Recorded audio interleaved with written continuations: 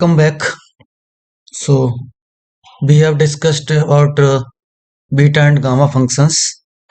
Prove that integral 0 to infinity e power minus h square x square dx equal to under root pi upon 2h. So we have left hand side integral 0 to infinity e power minus h square x square into dx. So put h square x square equal to t, or we have x equal to x square equal to t upon h square, or x equal to t power 1 by 2 upon h.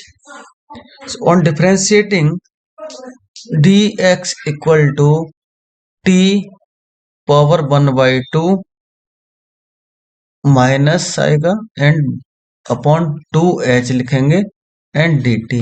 t power 1 by 2 को differentiate करेंगे, t power minus 1 by 2 हो जाएगा, 1 by 2 power minus 1 by 2. So in values का use करेंगे. Limits में कोई ज्यादा difference नहीं आएगा, वो लिमिट तो सेम रहेगा. So integral 0 to infinity e power minus h square x square means t and t power minus 1 by 2 upon 2h dt, और 1 upon 2h is constant value, so integral के बाहर लिखेंगे and limit 0 to infinity e power minus t and t power 1 by 2 minus 1 dt लिख सकते हैं. And we know that by definition of gamma function this is equal to gamma 1 by 2 upon 2h, and gamma 1 by 2 equal to under root pi upon 2h. ये इसका answer है. Evaluate gamma minus 1 by 2. So we know that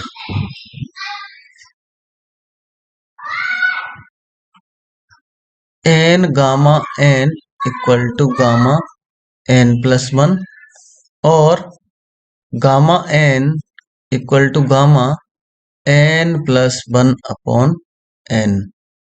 So by using this formula, put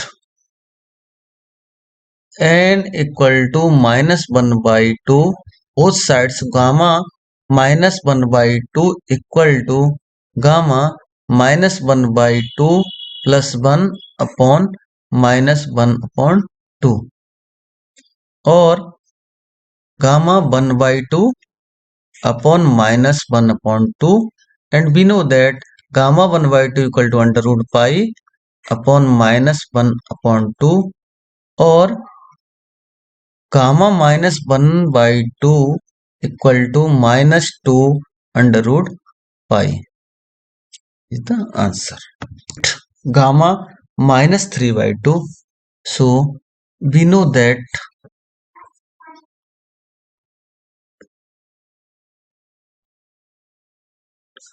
n gamma n equal to n plus 1 gamma, or gamma n equal to gamma n plus 1 upon n. Put n equal to minus 3 upon 2. So gamma minus 3 upon 2 equal to gamma minus 3 by 2 plus 1 upon minus 3 upon 2, and this is equal to gamma minus 1 by 2 upon minus 3 by 2. And अभी हमने इससे पहले question में prove किया था gamma minus 1 by 2 equal to minus 2 into under root pi. So minus 2 into under root pi ये direct use कर सकते हैं, एंड अपॉन माइनस 3 अपॉन 2, और gamma minus 3 upon 2 equal to minus and minus cancel, and ये simplify करने के बाद 4 upon 3 under root pi, ये इसका रिजल्ट मिलेगा. And next question is evaluate gamma minus 5 by 2. So we know that